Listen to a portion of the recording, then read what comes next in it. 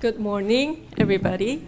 I'm very happy to see such a beautiful faces in the audience. You all look like 20s, very beautiful. And I see some of young men back there. Looks like 20s there too. Thank you for coming. Actually, I'm very happy this morning because I was able to bring some of my children to this beautiful country of Philippines to have them experience this great global peace convention. And this is their first time visit to Philippines, and this is their first time actually attending this convention to see what their father and mother is doing.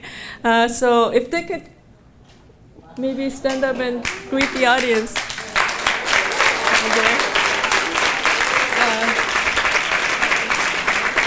So two ladies and then one young man there. Thank you.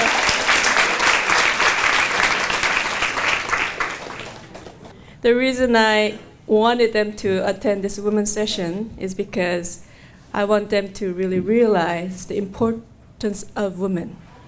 Not because simply they're half of the humanity, but because of the qualities, the unique qualities that women have. So through this kind of convention and kind of to see how women leaders are doing throughout the world, I hope they learn to appreciate women. They learn to appreciate and help them and be able to do great things in the future. That's my hope. So with that said, I'll start. To all the guests, aspiring leaders, and participants gathered here today, Magandang Umaga. I hope I said this okay. Magandang Umaga. Good morning. Welcome to this important forum to establish a new women's leadership culture for peace and development. Whenever I visit the Philippines, I feel warmly welcomed by my Filipino brothers and sisters. It is fitting that we are gathered in this beautiful country, which has a legacy of great women leaders. I was also inspired to hear that during this Global Peace Convention, the month-long Panagbenga Festival is taking place. Not only does this flower festival celebrate the season of blossoms, but it also celebrates the rebuilding of Baguio City after the 1990 earthquake. We often associate blooming flowers with rebirth and new beginning. I hope that this gathering can nourish a new start of a woman's leadership in building peace. Today, the global community is making progress toward encouraging women's participation in peace building.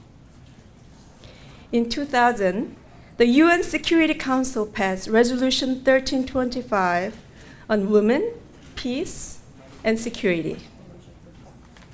More than 60 countries, including Uganda, the Philippines, United States, Nigeria, Korea, Paraguay, Japan, and Kenya, developed national action plans to include more women in preventing and resolving conflict and sustaining peace. Although the effort to increase engagement is very important, our focus should not only be limited to the number of women leaders. I invite you to also consider what are the greatest leadership qualities that women should aspire to cultivate. Global Peace Women believes that leaders must first appreciate their own value to understand and respect the value of other people. For this reason, women's leadership starts with cherishing our innate value as women. Did any of us choose to be born as a woman or man? None of us chose our identity at birth, but this is our God-given destiny. Both men and women are endowed with intrinsic value by our Creator, and the qualities of each are complementary and essential. The characteristics of women provide an environment where peace can take root and grow on every level. Yet the world struggles with gender-based violence, human trafficking, and many other social problems because family members and women themselves do not recognize their value. What about us? Do we truly recognize our highest value as a representative of womanhood? One of Global Peace Women's priorities is thus to uplift the value of women around the world. For example, Global Peace Women Kenya launched a mentorship program for university students and young professionals to work with teenage girls from urban slums. By helping them to understand their value, young women will find the strength to rise above the challenges of drug abuse and teen pregnancy. They will benefit from role models and life skill education to build healthy, successful future. It is said that women provide a foundation for peace as the pillar of the family. Daughters are more likely to care for their elderly parents and siblings. Numerous studies have found that because of their warm emotional support and frequent communication, sisters develop really harmonious relationships with their siblings. Most importantly, mothers devote themselves to nourish, educate, and raise children since conception. From painful labor, throughout the child's life, mothers embody a sacrificial heart for the sake of the next generation. I'm happy to hear that already the girls in this program are gaining self-confidence and respecting themselves more.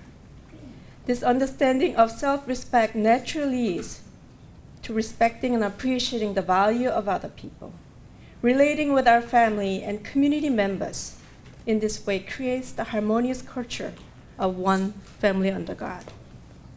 So the girls, in the family, I can use our children as example. The girls, they have different qualities from the boys. So when mother gets sick or the siblings get sick, they come to me and say, "Mom, are you okay? Is there anything I can do?" Even 8 years old, even 10 years old. Even my daughter there, she always bring up medicine and. But sons, they show their love in a very different way. "Oh, Mom, are you sick? I hope you get better soon." That's it, right? But I can still feel their heart. It's just the way they, show their love, and caring. So even through, raising children, I can definitely see the differences between men and women from such a young age. And then I really appreciate the Creator for creating two different genders. He did so because there's an absolute necessity for two different genders because they complement each other and they're absolutely in need of each other. So, raising daughters, I many times feel, at her best, she grow up to be a mother, and then, from the experience she has from when she was young, and the learning that she gets from her mother, then when she becomes mother, she really, without even telling her, without even teaching, she innately has that love for the caring of children, which is really amazing.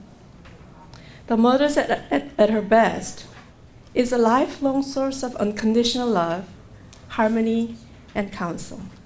Together with the father, a mother instills the core values and moral compass in children so that they can make wise decisions, navigate relationships, and contribute to society. Virtuous mothers ensure that global peace begins in the home, one family at a time. Unfortunately, the public and media often overlook the peace-building impact of women leaders in the family. In some cases, women's contributions in the home are even described as demeaning. Rather than appreciated for the nurturing heart of a daughter, sister, wife, and mother, women's roles in the family are often disdained. This is because we live in a culture that values career advancement and material gain above all else. The truth is, the family is the hub and model for all other social relationships. No one can deny that healthy and happy families depend on women's unconditional love and sacrifice for the family. Peace begins in the home because it is where we learn to trust, respect, and work together with members of our human family. The warm and nurturing family environment that women create is the model for the peaceful world of one family under God. Women also play a crucial role as peace educators. For example, GPW Korea initiated a program for unification education in the home. As you may know, the 70-year division between North and South Korea has also divided the hearts and minds of the Korean people. This is a huge challenge to Korea's unification. Therefore, South Korean mothers in this program try to teach their children at home, whenever there's a time, that North Koreans share a common heritage and that they are part of their family members. Women-led education is thus healing the division of the Korean people's hearts to prepare for Korea's peaceful unification. Ultimately, GPW believes that true women leaders should aspire to embrace all human beings as members of their own family. This culture is embodied in the intergenerational extended family model. My husband, Dr. Hyunjin Moon, emphasizes the importance of the extended family model in the peace-building process in his recently published book, The Korean Dream. He writes, "The structure of the extended family with its many different roles create a framework for intergenerational cooperation and a wide variety of relationships through which we can cultivate the best elements of our humanity. These lessons, taken to heart by each new generation raised within the extended family, allow us to relate together with other human beings in a cooperative, peaceful, and cohesive manner, whether in the smallest social unit of the family or the largest, the global community." In order to facilitate this ideal, GPW launched the extended family movement through forums and the family festivals in nations such as Uruguay and Nepal. Also in the Philippines, I heard that you have the custom of mano. This is when children greet elders by asking for their hands to receive blessing and wisdom. It is a beautiful expression of intergenerational respect. Just as parents serve the grandparents and the grandparents educate and love their grandchildren, we naturally cooperate and help each other harmoniously across generations in the family. We want to replicate this culture in society by relating and cooperating with others like our own family members. Traditions that celebrate these types of extended family relationships create a loving and peaceful environment. For the extended family model to succeed, women's roles are indispensable. After all, women are natural peacemakers. Don't you agree? Natural peacemakers. After all, women are natural peacemakers.